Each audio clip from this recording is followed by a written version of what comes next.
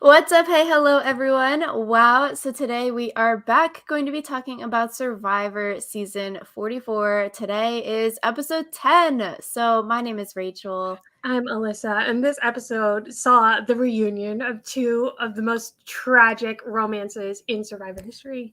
Because with Franny being voted out, she finally gets to reunite with the love of her life, Matt, and we all cry.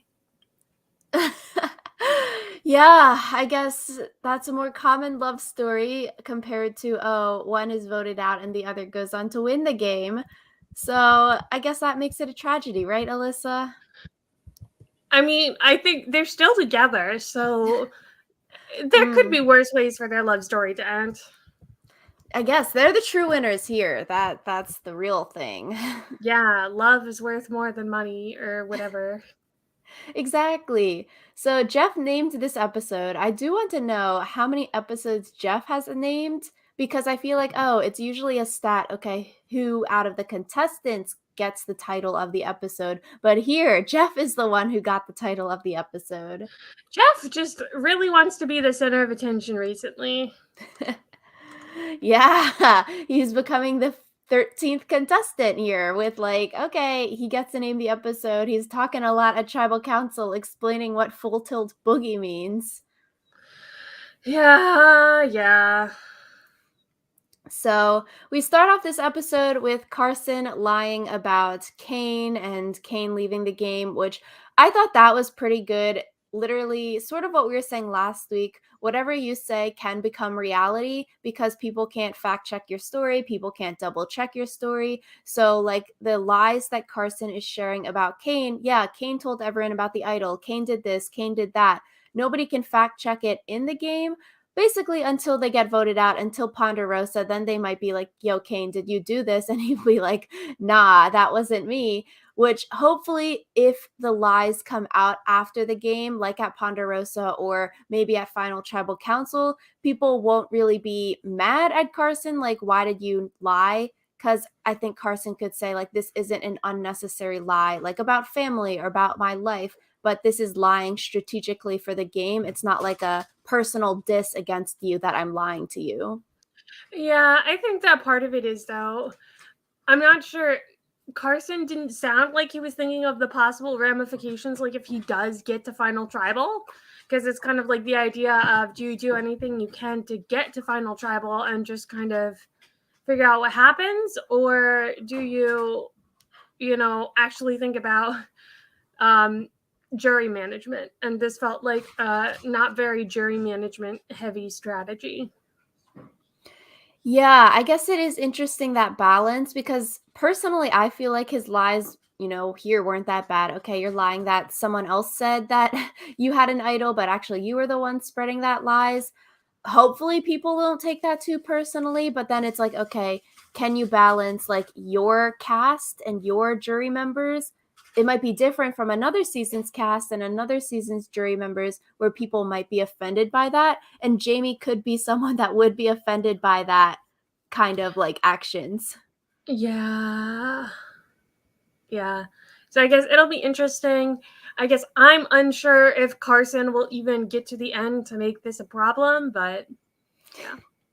Same thing we said last week about Jamie's fake idol, which can basically be like a real idol now because she manifested it, and there is no one to fact check claim it that it's a fake or a real idol. So we hear some aftermath of the idol going home with Kane. Last week, Jamie is telling this lie. Or actually, it's a truth, but everyone thinks it's a lie. Jamie is saying, yeah, Kane left with the idol. And Jamie is still so happy when she's sharing this story. I'm like, wow, how she's just so positive and upbeat. We thought last week, okay, maybe with the idol leaving, because she thinks it's a real idol, she would have different emotions. Maybe she'd be crying or she'd be super sad, but she's still so upbeat and happy. I'm like, actually, that's good for you. Like, we need some of that. I think it's funny though because Jamie is just like, I think everyone believed me. This is so great. Now I can just, it feels so good to have it off my chest. And then it's juxtaposed with Danny being like, I don't believe a single word. Does she really think we're that stupid? And so it's kind of funny because it's like the one time someone actually is telling the truth, someone is doubting them. Which is interesting with this episode. We have Jamie here telling the truth, but people think she's lying. And then later on, Heidi, like people she's lying, but people think she's telling the truth, and that's why she ends up getting votes at the end of the episode. So it is interesting, like that also juxtaposition of like, okay, people telling the truth, but they think you're lying, or people lying and people think you're telling the truth, which I also guess goes with Kane also lying and people think, or Carson lying about Kane, people think, oh yeah, Kane did those things. But for Jamie, I guess if she was going to come clean, I feel like she should have done it the night right after tribal council rather than the next day like she did, because saying it the next day, it feels more calculated. Like, oh, you had more time to come up with this lie. You just don't want people to vote for you, so you made up this lie. Rather than if she did it the night of, it's more like, okay, maybe this is more truthful because you didn't have 12 hours to think of a plan here. Yeah, I think it's difficult though because there are other reasons you might not say something immediately after tribal. Like, Jamie got pulled aside by Carson to, have their whole little talk. And then also just like wanting to give people time to cool off because a lot of people did seem to be kind of upset by who went home. So it's like, do you really start talking strategy the minute you get back to the beach if there are people with hurt feelings still? Exactly. Another balance, but everyone thinks Jamie's lying. I thought this was funny, especially after last season where we basically saw something similar happen. And then here it happens again with the fake idol. I was like, wow, okay. It's that like Dr. Doofenshmirtz meme, like, oh, what's the chances that this happens twice? I'd have like 2 nickels, If whatever. if I had a nickel every Yeah. time, like, someone got voted out holding my idol, I'd have 2 nickels, which isn't that many nickels, but it's weird that it happened twice. Exactly. So Yeah. it's sort of funny that it would happen in back-to-back seasons where 44 doesn't see 43 because it's filmed back to back, and then the same thing happens twice. Yeah, yeah. But they didn't see it, so It's the first time it's happening, which then here makes Jamie a target again, basically, which is also interesting. Okay, people believed last season Dwight got voted out with the idol. Here, people aren't believing that Kane got voted out with the idol. So, like, what are the differences that people would believe Janine's story about Dwight? And here, people aren't believing Jamie's story about Kane, whether it's a real or fake idol or whatever. Like, is it their delivery? Is it because Jamie waited till the next day and Janine said it the night of? Like, I would be interested in wondering why people believe Janine and didn't believe Jamie. So then for future players, you can figure out how to lie better. well, I think what we were talking about Jamie being so upbeat about it versus Janine was obviously Mhm. distraught. So, and I think also they were in different positions in the game. Like Janine was at the bottom. So, like it would benefit her to have the protection of the idol and for people to know she still had an idol that was going to protect her. But, Jamie, it's kind of like I don't think Jamie's at the top of the totem pole, but she's also not at the bottom. And so it's kind of like people trying to figure out why she would admit that her idol had gone home Mhm. when she doesn't really have a reason to. Yeah, basically Jamie is making herself a target again, which is also sort of funny. I don't know, she's just so happy all the time and then she's like doing these things to herself. Yeah, I think it's interesting because reading like exit interviews, it seems like maybe there's a different side of Jamie that we're not really seeing in the edit. And that might explain a little more why people are so suspicious of her. Because I guess Jamie has a great poker face that we haven't seen, but the players have seen. So Mhm. So we get to the reward challenge. It's a reward to go to the sanctuary, except at the start of the reward, they don't get told that, oh, it's actually like a family letters, family visit, because there's no more real family visits in Survivor. You get letters, yay. They don't get told about this from the start, which, okay, Franny or any eventual winner of this challenge, they wouldn't have known it was a family reward. But I think if you did know from the start that it was the family visit reward, you wouldn't want to win it. Like, I think for any reward, they're a little bit sketched to win, but especially the family one, I would not want to win. Yeah, Franny actually said in one of her exit interviews, like, if you don't want to win the family reward, you want someone to Mm-hmm. bring you along. So, yeah. So is that, yeah, should Jeff have told them, hey, this is not just a trip to the sanctuary where you get tacos and sleep and everything else, but you actually get something more in the form of love. So is this worth playing for? I mean, we need Danny here to be like, yo, you are not telling the full truth before the challenge started. Yeah. I don't know, because it kind of confuses me why they hide it from them. Like, unless they were worried about everyone trying to throw the challenge because no one wants to win the family reward. But even then, it's kind of like that's part of the strategy. People are allowed to do that. So, Yeah, it would have been funny if everyone's trying to throw the challenge and who can be the worst. And then, okay, someone just has to win it. But Franny goes on to win this reward, which is funny. When she won immunity the first time, her lover Matt goes home. Here, she wins the loved one's reward, and then she ends up getting voted out by being a target. But the challenge, it was fun. You gotta People gotta look up how to become undizzy quickly in these spinning challenges, and then Carolyn screaming that's always funny. yeah. If you want to become undizzy quickly, pinching your ears can help. Like, if you press into your ears, because it stops the like vibrations inside your ears. So, which is part of Mm. what makes you dizzy. But yeah, I feel bad for Franny, because I think she never really knew that being a physical threat was something she was going to have to contend with in the game. Whereas, like, the big dudes were like, oh, dudes like us never win because we're such physical threats. And Franny, meanwhile, is like, I'm just a nerd. My biggest problem is going to be the fact I'm in a showmance. Like, I think it's so interesting to see that, like, maybe part of the reason she went home is because she wasn't thinking about threat management, because she didn't know that she was a threat before the game. Yeah, like, we noticed, oh, she's winning a lot. She's in the final 2, 3 people for these challenges. As a viewer, we noticed that. What we said last week, oh, yeah, she beat Brandon, she beat Danny in a final 2 situation. People on the island might notice, which became true. And also, Franny noticed, we had a confessional from her, like, oops, maybe I shouldn't win so much kind of thing. So she's got that self-perception of, like, yeah, winning so much might put a target on your back. And like we've noticed, Danny is pretty good at challenges too. He was second place here for a lot of the challenge as well.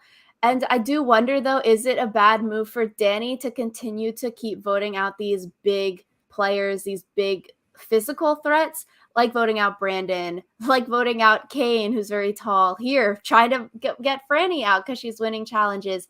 And it's like, okay, 2 weeks ago, he played his idol on Franny. Franny probably would have been a number for Danny moving forward. He could have used Franny as an immunity shield because she's so good at challenges.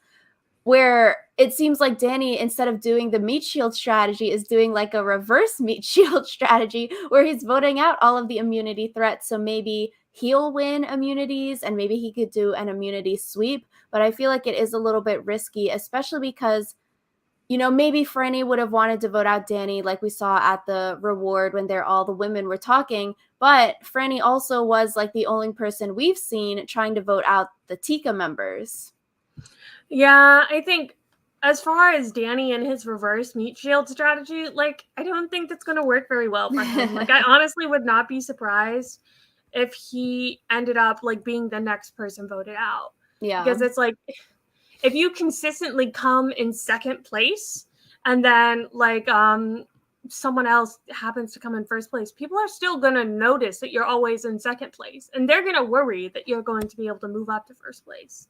So I agree. I don't think the reverse meat shield is going to work necessarily.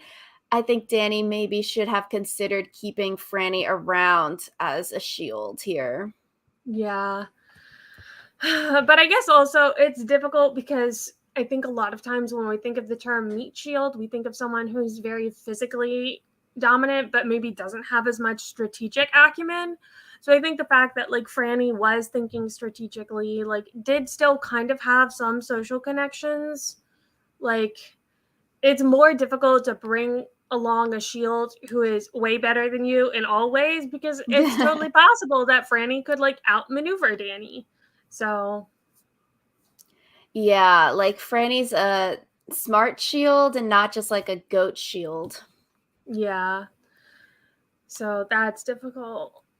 So Franny wins a challenge. I do wonder though, if you're a winner of one of these reward challenges and Jeff is like, okay, pick one person, pick two people, pick three people, could you say, like, Jeff, no thanks, I'm not picking. Everyone can draw sticks or rocks, and that's how I'm going to pick one person to go with me. That's how I'll pick two, three, four people to come with me on this reward.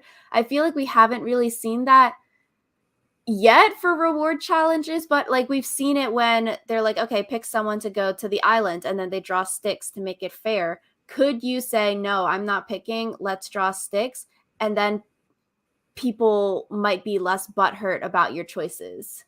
Well, I think that can kind of go both ways because then people might be like, well, why didn't you want to pick? Yeah. Like, did you not want to pick me? Like, stuff like that. And then I think also because going on rewards can be a strategic thing, you don't really want to leave strategy up to chance because it's like, what if it ends up that you accidentally take all of your allies on reward with you and you leave behind all of the people who are on the other side? And then it's like you never get a chance to schmooze with them. You never get a chance to like maybe build new relationships. So I think even if it sucks and like one or two people might be pissed off at you, at least you know that it was a choice you made rather than a choice left up to chance. So I could see it. I'm like, it's such a damned if you do, damned if you don't situation. Like, if you win, that's great. It's on your resume. You get food, you get the reward, you get love here. But you're also sort of cursed. It's like the car curse. You'd win something great, but at what cost? Here, people might be mad or hurt at you based off of your reasoning. Whether that reasoning is justified or not, anyone could make up some reasoning like, yeah, why didn't she pick me? I'm sort of angry. Why didn't she, choose me? We're aligned together. Or I'm also a parent, but she only picks the mothers. Like, people could have any small reasoning to be mad at you that it just isn't worth it. It goes back to the shouldn't win this challenge thing because people can nitpick at your choices so much that you're never going to please everyone, and someone's probably going to be angry with you here. yeah, yeah. So I think it's difficult. I'm sure that someone has thought about doing the pick the straws thing, but then also if you're like cold and hungry and like just want to get on to the reward, maybe you don't want to like faff around with like finding sticks or stones or whatever. Maybe Jeff has told them that they can't. So I wonder if you could say, Jeff, you can pick three people for me. I'm not picking. I feel like Jeff wouldn't do that, but I don't If, know. yeah, if Jeff wants attention, it could be fun. Yeah. But Franny, she picks, her reasoning is that she's picking the mothers. So she picks Carolyn, Lauren, and Heidi. Don't really know much about Jamie, whether she's a parent or not. So I guess that works. Yeah. Yeah. I feel like we don't know anything about Jamie other than that she has a really happy attitude. So, Yeah.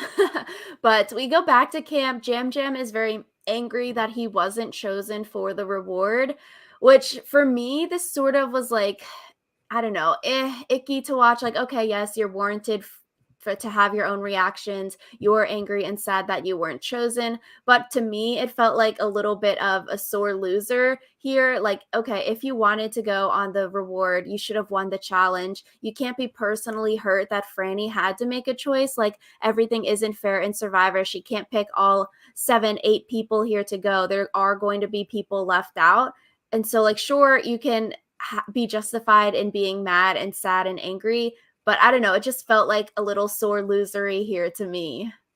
yeah, I think part of it is I also don't really get the kind of entitlement, because it's like, Mm. what have you done to make Franny want to take you? You know, like, are you building relationships where people want to take you on rewards? Like, I think it, if like your closest ally goes on reward and they don't take you, that, like, you can be upset about that. But I feel like, I don't think that, like, Jam Jam was so close to Franny that he has the right to feel personally victimized by the fact that she didn't take him. Exactly. It's like, okay, should you expect that person to take you? Yes or no? If you're not even close or if you don't have that kind of bond or relationship, why would you expect the winner of the challenge to bring you along? Unless they're being nice and they're trying to use you for like a vote or to gain your alliance membership kind of thing. But in a situation like this, Franny's like, "Yeah, I'm picking the mothers." You don't fall into that category. So, like, sure, you can be angry you don't fall into that category, but also, like, Franny had fine reasoning. She picked the people she did because of the reason she did. People are going to be left out. Like, I feel like there is a big difference between targeting Franny because she's good at challenges. And we heard Carson and Danny be like, "Yeah, she's a beast at challenges. We should target her." Leaving out the whole, yeah, we weren't taken on the reward, we're mad at her thing, versus targeting her because you're hurt that she didn't pick you to go on the reward. Yeah. And I think the argument can be made of, like, you know, why is it more important to bring mothers than fathers on the reward? But, you know, I think it is interesting that Franny does go home after this reward. Yeah, so to the happy times, we get to the sanctuary. Franny has this confessional where she's like, "Oh, I walk into the sanctuary, I see XYZ." It really reminded me of Big Brother confessionals where they're in the diary room after the challenge and they're like screaming, "I walked into the backyard, I did XYZ." I'm like, wow, this is a throwback. Yeah. I do, like, wonder why they still haven't done real family visits now that COVID is, like, less of a concern. So, interesting thought that, like, I was honestly expecting, like, someone to be waiting for them at the sanctuary. So, Or at least like a video call. I think that could be fun rather than just the letters. And maybe it's the money thing. Okay, 26 days. We like it's too short to bring a family out. It's not worth the money to fly everyone out there for like a 1 day thing and you're only gone for 26 days plus, all the other travel days. So maybe like a month and a half that you're out there. Maybe they're like, yeah, you don't need to see family in that time period. yeah, but also, I guess the video call idea is a good one, and I feel like 15-minute video call can't be that expensive. So, Yeah, exactly. So you we cut hear 13 days, you can do a video call. literally, we hear about Lauren's letter and Carolyn's letter. We don't really hear about Heidi's letter here. Carolyn's or Franny's, I guess, but that Franny goes, Carolyn's son drew a narwhal, but she didn't know what the narwhal was. Did you recognize a narwhal? N- No, but I also Oh, wasn't like paying tons of attention to it, so I thought the narwhal drawing was very cute. It was a very good narwhal. well, I'm glad you think so. I'm glad you enjoyed the narwhal. But yeah, we didn't really hear from Heidi's letter, which it reminded me a lot of last season when they got letters where Sammy was on the reward to get the letter, but we didn't hear about the letter then. And then we heard about the letter in the next episode where he got voted out. So if we hear about Heidi's letter next week, I wonder if it's a similar kind of editing strategy. Okay, too much love and sappy in this episode, hearing Lauren's story and Carolyn's story. We're going to save Heidi's for next week, and she's getting voted out. Oh, that would be so tragic. But these women, they also talk about like a potential, okay, women's alliance. It lasted half an episode. Yeah.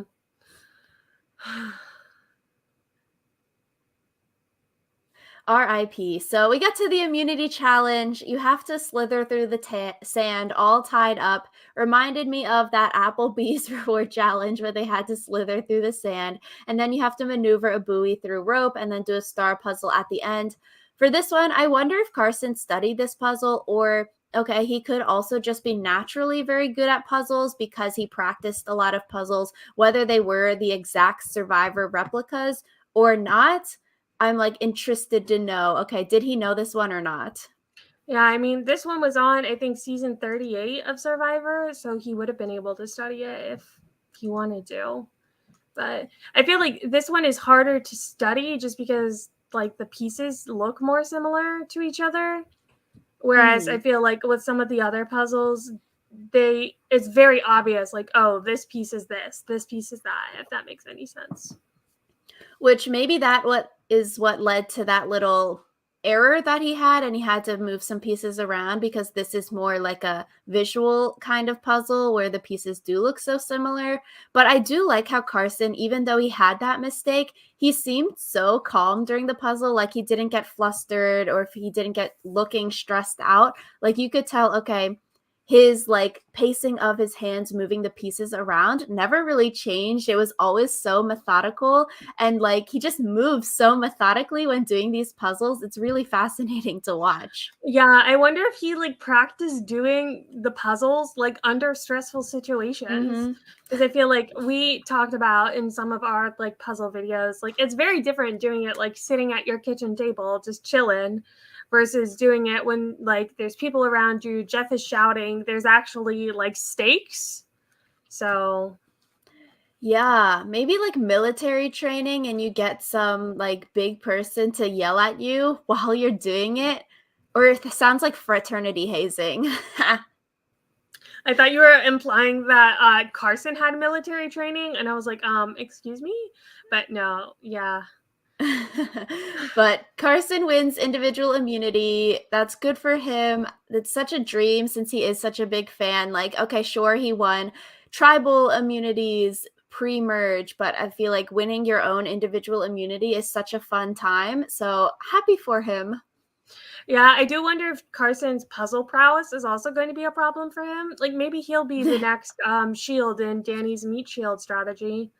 So Which is funny, like what you said before. Oh, Franny is like a nerdy archetype. Carson also very nerdy archetype. Danny's meat shield is surrounding like himself with the nerdy archetype people that also are very good at challenges compared to him before saying, yeah, me and Brandon, guys like us never win the game. yeah. So that would be interesting.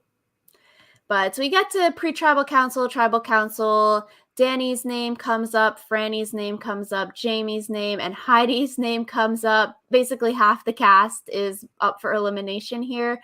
Danny goes straight up to Heidi and is like, yo, we don't need your vote, Heidi. This vote is going down, whether like you want it to or not, basically. But here's the plan because we're still close.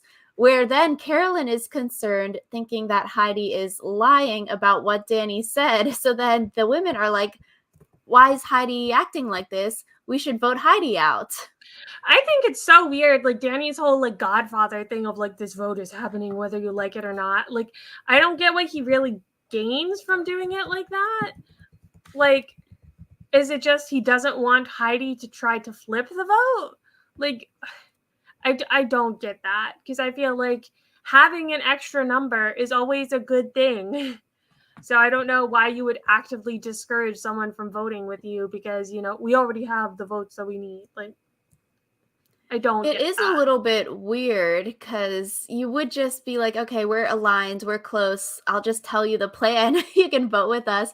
Not like you're afraid that she's going to spill the beans because you're so close. But maybe I don't know, maybe they were worried that she got close with the women on the reward challenge. But Danny told her the plan. So it really doesn't make sense if you're trying to prevent like an idol play or something like that, that you would do it like that. And then because of Danny's and Heidi's relationship, strategic ship, then other people are sketched out like, why wouldn't Danny tell you the plan? Heidi, you're lying, even though you're telling the truth here, and you think that Danny didn't tell you the plan. Yeah, the whole thing just doesn't make a lot of sense. And I would love to hear an explanation of why that went down the way that it did. So,